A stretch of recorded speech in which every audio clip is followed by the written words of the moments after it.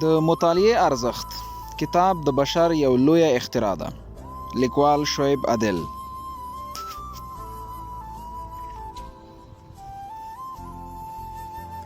مطالعه لوستل، لیکل، د معلوماتو څېړل او ورته ځانګړي اهمیت ورکول له مطالعې څخه عبارت ده.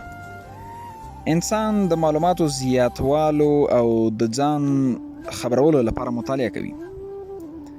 که موږ وغواړو کولی شو چې له مطالعې څخه هر ډول معلومات ترلاسه کړو، که هغه اسلامي وي، اخلاقي وي او که تاریخي وي یا کوم بل ډول.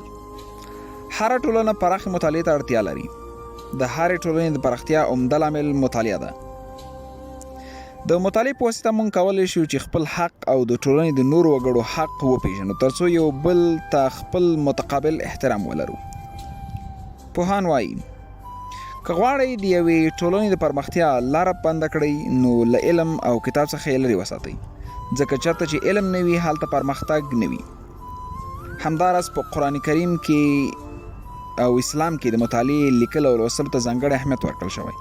لکه په قرآن کریم کې الله تعالی فرمایي: اقرأ باسم ربک الذی خلق، خلق الانسان ما خلق، اقرأ باسم ربک الذی علم بالقلم. ژباړه: د هغه رب په نوم ووایه چې نړۍ یې پیدا کړې، هغه خدای چې د یوې ټوټې وینې څخه انسان پیدا کړی. ووایه چې رب له ټولو لوی دی، هغه رب چې د قلم په واسطه یې تعلیم ورکړ. په اسلام کې لیک او لوست ته زیات اهمیت ورکول شوی دی، تر دې حده چې د بدر په جنگ کې کله چې جنگ ختم شو، نو زیات شمیر کفار د مسلمانانو په لاس بندیان شول. مسلمانانو ورسره ژمنه وکړه که هغوی فدیه ورکړي او یا لسو مسلمانانو ته لیک او لوست ور زده کړي، نو ازادیږي به. پوهه او مطالعه په اسلام کې ځانګړی ارزښت لري، تر دې چې په جنگي او کړکېچنو وختونو کې هم زده کړې ته ځای ورکړی دی. موږ که د نړۍ پرمختللو هیوادونو ته وګورو، نو شاید یو ستر علت یې کتاب او مطالعې ته ارزښت ورکول وي. همدارنګه پوهان وایي څوک چې یو کتاب مطالعه کوي هغه یو ژوند تجربه کوي، که څوک 2 کتابه مطالعه کوي هغه 2 ژونده تجربه کوي، که له هغې څخه زیات کتابونه مطالعه کوي نو زیات ژونده به تجربه کوي. همدارنګه کتاب یو ښه ملګری دی د انسان لپاره. مطالعه یعنی څه؟ مطالعه ښه غوره پوهېدل، خبرې کول، ښه فکر کول، ښه تحلیل کول او ښه عمل کولو ته وایي. نو داسې څوک به هم پیدا نشي چې دغو ځانګړنو ته اړتیا ونه لري. مطالعه پوهې ته د رسېدو یوازینۍ لاره ده. الله جل جلاله فرمایي: هل یستوی الذین یعلمون والذین لا یعلمون. ژباړه: آیا هغه کسان چې نه پوهیږي له هغو کسانو سره چې پوهیږي برابر دي؟ کومه ورځ چې د کتاب یا بې له مطالعې تېره شوه د ځان تباهي ده. د پوهانو ویناوې: موږ له مطالعې زیات ضرورت بل څه ته نه لرو. د زیاتې مطالعې په نتیجه کې له یو انسان څخه پوه او عالم جوړیږي. موږ په دې برخه کې د پوهانو او علماو ویناوې مطالعه کوو، ترڅو د علم او کتاب په قدر او ارزښت پوه شو. یوازیتوب جهنم دی، مګر دا جهنم د مطالعې پر مټ په جنت بدلیږي. کتاب د انسان د سوکالۍ کلکه ستن ده. فرید ریک. د ښو کتابونو لوستل له لرغونو شرافتمندانه انسانو سره مکامله کول دي. تر ټولو نیکمرغه هغه څوک دی چې له دې 2 څیزونو څخه یو ته لاسرسی ولري. لومړی ښه کتاب او دوهم هغه دوست چې د کتاب مینوال وي. ویکټر هوګو. باید د ټولو لپاره د علم دروازې پرانیستل شي. هر چېرته چې کرنه ده او هر چېرته چې د انسان دی هلته باید کتاب هم وي. ویکټر هوګو. د کتاب پاڼې داسې وزرونه دي چې اروا مو د رڼا په لور الوزوي. والټر. د کتاب مطالعه کول د ځان لپاره شخصي ښوونځی پرانیستل دي. محمد ظاهر شاه. کتاب په خپل ځان کې ښه ملګری او په بل وطن کې ښه اشنا دی. حفیظ شیرازی. په دنیا کې داسې خوند نشته چې د مطالعې له خوند سره برابر وي. حفیظ شیرازی. له هغه چا سره چې کتاب وي یوازې نه دی. مولانا وحید الدین خان. د کتاب لوستل د غم شیبې په خوښۍ بدلوي. منتګو. د هر چا لپاره تر ټولو ریښتونی، تر ټولو بېتمې، تر ټولو ګټور او تر ټولو تلپاتې ملګری کتاب دی. مارک ټواین. پوهه یعنی ځواک. فرانسیس بیکن. مطالعه انسان بشپړوي مګر لیکل انسان ته ځیرکتیا وربخي. فرانسیس بیکن. ټولنه هغه وخت نیکمرغه کیږي چې مطالعه د ورځني ژوند کار وي. سقراط. په علم سره زړه داسې ژوندی کیږي لکه څنګه ځمکه چې په باران. لقمان حکیم. ناپوهي لوی درد دی. توماس کارلایل. کتاب د بشر یو لوی اختراع ده. شکسپیر. د علم د زړه د حالاتو پیژندلو نوم دی. انسان په 3 څیزونو ښکلی کیږي: علم، مینه او ازادي. افلاطون. یوازینی ملګری مې چې همیشه د زیان رسولو پر ځای ګټه را رسوي او ما د جهالت له خوبه راویښوي هغه کتاب دی. شعیب عادل. مطالعه کول د ژوندیتوب نښه ده. مطالعه څه شی ده؟ ګټور مطالعه کومه ده او له کومې لارې کولی شو ښه مطالعه یا زده کړه وکړو؟ په دې برخه کې به در سره خبرې وکړو چې ګټور مطالعه څه ده تر څو وکولی شو خپله پوهه لوړه کړو. مطالعه په یو شي یا کتاب په دقت سره لوستلو ته وایي. مطالعه چې په انګریزي کې ورته سټډي وایي معنی د تحصیل او درس ویل دي. مطالعه د انسان معلومات زیاتوي او د هغه خبرو کولو مهارت پیاوړی کوي. مطالعه د انسان لپاره هر ډول ډیره مهمه او ارزښتناکه ده. دا مطالعه ده چې انسان له نړۍ څخه خبروي، له خپل دین او ټولنیزو اصولو څخه یې خبروي او دې ته ورته نورې اړینې ګټې لري چې انسان ورته په خپل ورځني ژوند کې اړتیا لري. مطالعه د انسان شخصیت جوړوي. هر څه چې وغواړي په کتاب کې ترلاسه کولی شي. مطالعه یوه پرلپسې شرطي او اکتسابي مرحله ده چې بېلابېلې برخې لري. له مطالعې مخکې مهارتونه، له مطالعې وروسته تیاری چې په وسیلې کولی شو په هره برخه کې معلومات زیات کړو.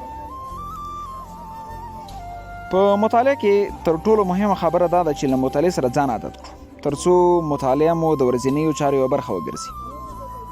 د دې لپاره چې موږ له مطالعې سره ځان عادت کړو دغه ټکي باید په پام کې ونیول شي. د مطالعې ځای، د مطالعې وخت او د مطالعې تکتیک یا ډول په هره برخه یې خبرې کوو. د مطالعې ځای د ګټورې مطالعې لپاره باید یو ثابت ځای په پام کې ونیول شي او تر ټولو ښه دا ده چې مطالعې لپاره د میز تر شا کښېني او مطالعه وکړئ. شاته دې باید تکیه کړې وي، په کتاب باید ور ټیټ نه شو او که داسې وشي نو بیا زر ستړي کېږو او خسته کن تمامیږي. د مطالعې کوټه یا ځای نه باید زیات یخ وي چې یخ مو وشي او نه باید زیات ګرم وي چې ګرمي مو وشي. د مطالعې لپاره تر ټولو ښه ځای کور دی، خو که کور کې د ماشومانو شورماشور نو بیا ښه ده چې له کور نه بیرون آرام یا کتابخانو کې مطالعه وکړو ځکه د مطالعې ځای باید آرام وي. د مطالعې وختونه. د مطالعې د وخت لپاره هیڅ کوم قانون وجود نه لري. هر کله مو چې د آرامۍ احساس وکړ او فکر مو راټول کولی شئ مطالعه وکړئ. 3 وختونه ګټور دي تر څو وکولی شئ ښه مطالعه پکې وکړئ. اول سهار وختي ځکه د مطالعې لپاره ګټور وخت دی چې تاسو تازه له خوبه پورته شوي یاست او ذهن مو له نور څخه نوي اغیزمن شوی. په سهار وخت کې مطالعه کول در سره مرسته کوي چې په اسانۍ سره مطلب خپل ذهن ته وسپارئ. نو ښه ده چې ورځني مهالویش مو داسې تنظیم کړئ چې مطالعې لپاره سهار وختي ځای ورکړئ. 1 ساعت یا له هغې څخه زیاته مطالعه وکړئ. دوهم، له لمر لوېدو مخکې د لمر لوېدو سره سم ځینې کارونه هم مخ په خلاصېدو او د کارونو له خلاصېدو سره سم د انسان ذهن هم د آرامۍ احساس کوي. نو د دې لپاره چې ګټوره مطالعه مو کړې وي له دې وخت څخه پوره ګټه واخلئ. دریم، د شپې له ویده کېدو مخکې له دې چې ویده شئ کتاب راواخلئ، مطالعه شروع کړئ. اکثره خلک د شپې تر ناوخته پورې ویښ پاتې کېږي. نو که مطالعه پکې وکړئ هم به خوب درشي او هم به له مطالعې څخه ګټه اخیستې وي. سمه ده چې دا 3 وختونه ښه ګټوره وختونه دي د مطالعې لپاره، خو هڅه مو دا وي چې د پام وړ نور وختونه هم باید له لاسه ورنه کړو. ولې مطالعه نه کوو؟ ډېری کسان شکایت کوي چې مطالعه کوم خو څه شی مې په ذهن کې نه پاتې کېږي. د مطالعې د جذبولو استعداد نه لرم یا هم وخت نه لرم چې مطالعه وکړم.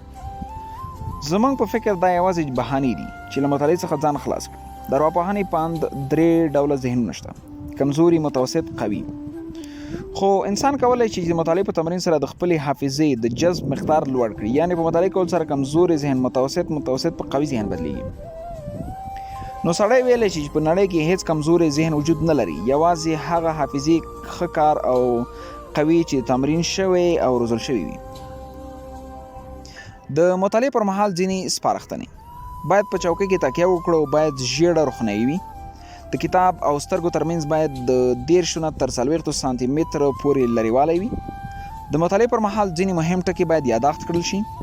د مهمو ټکو او عبارتونو ته په ذهن کې تصویرونه جوړ شي. مطالعه باید په مجلس کې ونه شي. د مطالعې او موسیقي اوریدل باید یو ځای ونه شي. مطالعه باید په آرام محیط کې وشي. مطالعه باید یوازې د امتحان په شپه ونه شي، بلکې هره ورځ وشي چې ذهن یې په کراره قبول کړي.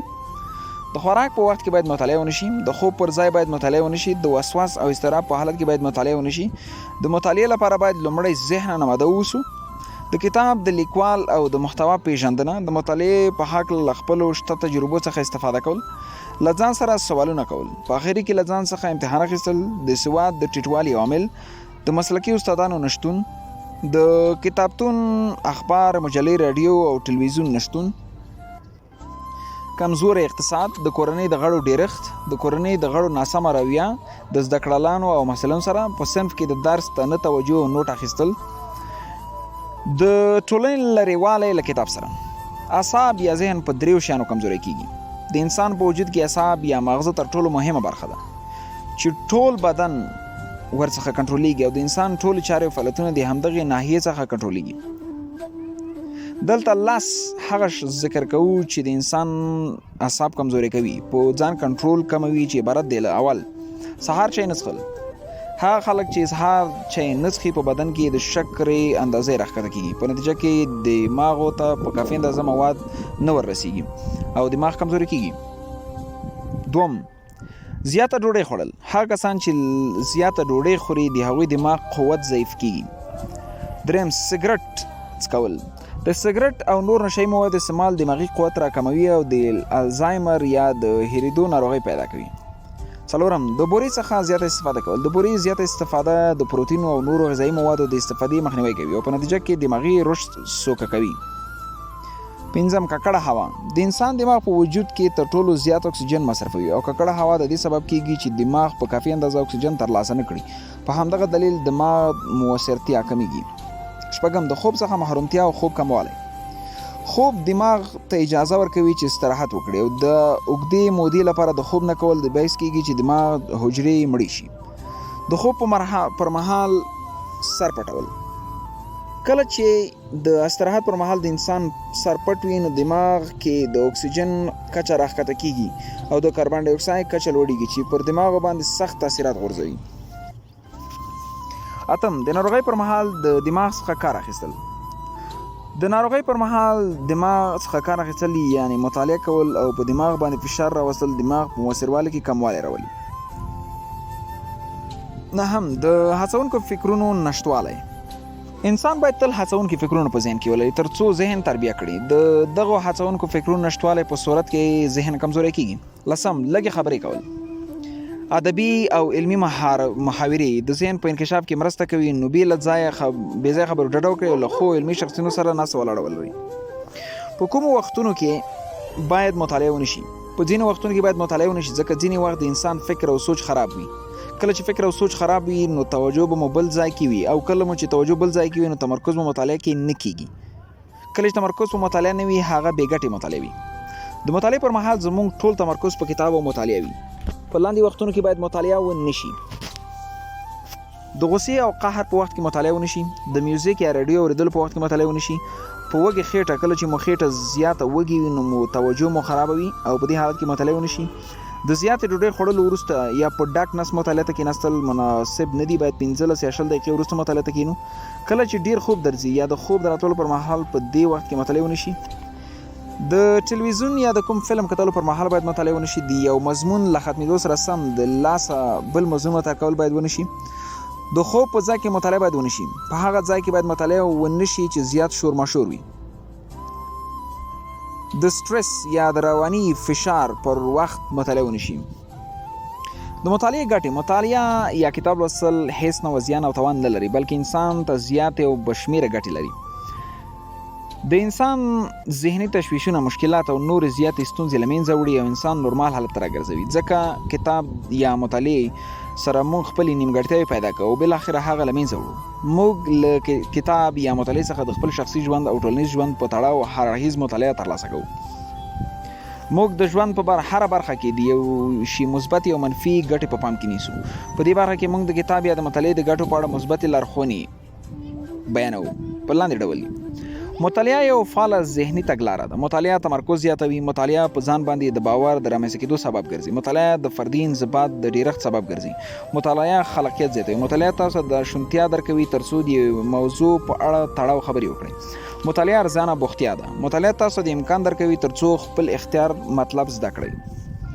مطالعه د دې سبب ګرځي ترڅو تیروتنې مو راکمې شي. مطالعه کولی شي ژوند ته مو بدلون راوړي. مطالعه ستړیا راکموي. مطالعه روایي فشار سټرس راکموي. مطالعه تاسو د ډیجیټالي نړۍ له زیانونو ساتي. مطالعه تل د فلم له کتلو ژغوري. مطالعه د روزانیزو چارو په ژوند کې د شته ستونزو د هوارېدو لامل ګرځي. مطالعه د انسان مغزه فعالوي. مطالعه مو مقاومت هڅوي. مطالعه مو استدلال، پوهې، څېړنې، درک او نوښت ته وده ورکوي. مطالعه د هېرېدلو او د نورو دماغي ناروغیو مخنیوی کوي. مطالعه شخصي او ټولنیز اړیکې ته قوت وربخي. مطالعه استعدادونو ته ځلا او د ځان پیژندنې سبب کیږي. مطالعه خدای جل جلاله پیژندنې او ستاسې د معنویت د زیاتوالي سبب ګرځي.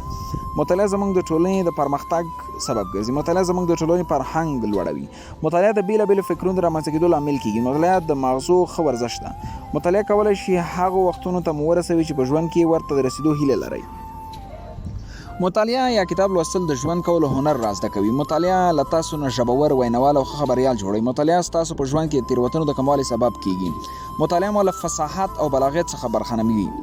مطالعه مو په خپل ځان د وسع کېدو سبب ګرځي او د روحي فشارونو مخنیوی مو کوي. مطالعه کولی شي په تاسو کې د نوښت وړتیا رامنځته کړي. مطالعه تاسو ته ښه احساس در په برخه کوي.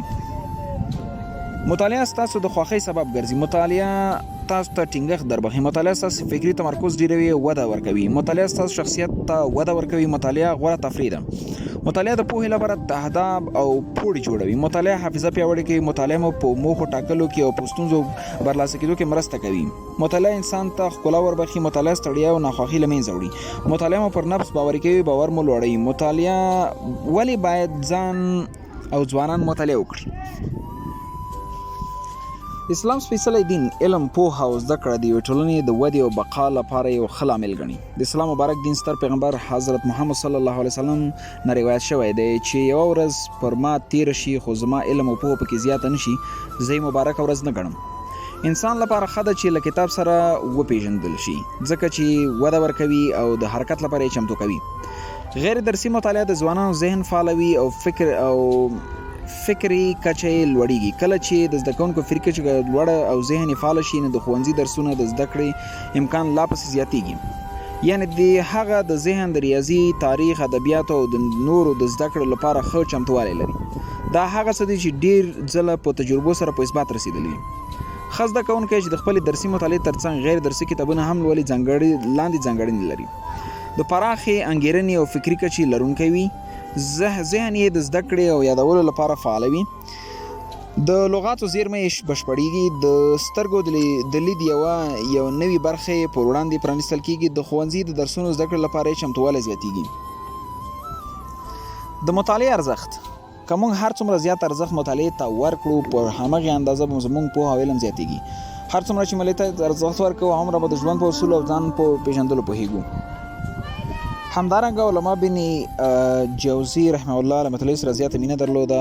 په سید الخاطر نومي کتاب کې په اړه راغلی: زما داسې طبیعت و چې د کتابونو په مطالعه نه مړېدم.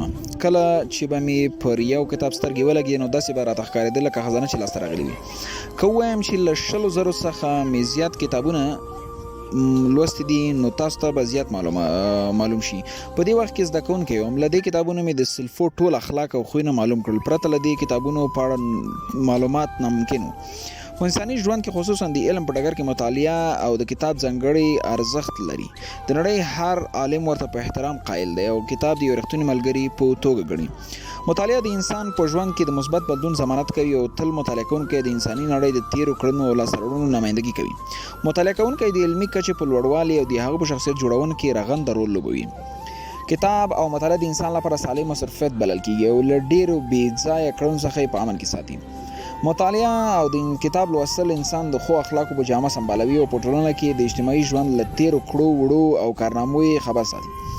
که د نورې نړۍ په څیر لومړی ځان جوړ کړو او له کتاب سره مینه پیدا کړو نو له برکته به مو ډېر نور هیوادوال هم په دې اند شي چې ګواکې د کتاب لوستل او مطالعه په انساني ژوند کې یو ضرورت دی.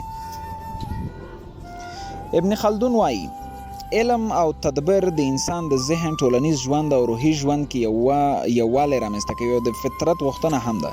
علم د عرفان سرچینه ده او عرفان د ژوند سرچینه ده او د دوی څخه لوړ علم مفهوم دی. د ابن خلدون له نظره علوم د ټولنیز او کلتوري فرهنګ ښکارندوی دي. علمي تحریک موخه د حق ترلاسه کول دي. د دې علم وروستی غرض دا دی چې د انکشافات او حقایق د یو نسل نه بل نسل ته انتقال شي. ابن خلدون وایي چې د هرې ډلې لپاره د ژوند او کائناتو نه د ګټې اخیستلو لپاره اړین ده چې حقایقو نه ګټه واخلو، که نه نو د انسان د نه اخیستونکو قومونو زوال به پیل شي. ځکه نو د مذهبي، کلتوري، سیاسي او فلسفي علومو زده کړه د ټولنې د هر وګړي لپاره ضروري ده ترڅو ټولنه د جمود ښکار نشي او د ټولنې پرمختګ لا ګړندی شي. ژان ژاک روسو قاضي جاوید ژان ژاک روسو ژوند او فلسفه کتاب کې د روسو په اړه لیکلي. د روسو له مور نه په کور کې ډېر کتابونه پاتې شوي چې خپل کاهن پلار ورته ورکړي وو. په دې کې ډېر داستانونه او رومانتیکي کیسې وي. ایزیک روسو د خپلې ښځې په یاد کې له هغې د پاتې شوي کتابونو په لوستلو لګیا شو او کوچنی روسو یې هم په دې کار کې له ځان سره ملګری کړ. روسو چې 15 کلن شو نو هغه هم له پلار سره یو ځای تر نیمو شپو دغه رومانونه لوستل. کله کله به شپه هم پای ته ورسېده او دوی به هماغسې په مطالعې او لوستلو ډوب وو. کله به چې د شپې تور تم پای ته ورسېده، رڼا به خوره شوه، نو دوی دواړو ته به د حقیقي ژوند احساس وشو. چې هغه کتابونه خلاص شول، نور زیات کتابونه به یې راوړل. الحدیث حضرت محمد صلی الله علیه وسلم فرمایي د علم زده کړه په هر مؤمن انسان فرض ده. علم د رڼا په معنا ده. چېرته چې رڼا وي نو موږ کولی شو چې یو بل په ښه ډول سره وپېژنو او جهالت تیاره په تیاره کې موږ هیڅ نه وینو او غلطه لار باندې ځو. حضرت محمد صلی الله علیه وسلم له پیدایښت څخه مخکې چې انسانیت نه پېژنده، چا علم، عقل، شعور او وجدان هیڅ نه پېژنده. چا کره چې جلۍ پیدا شو نو هغه به یې وژل او یا به یې ژوندۍ تر خاور لاندې کوله، یوازې په دې خاطر چې ښځه ده.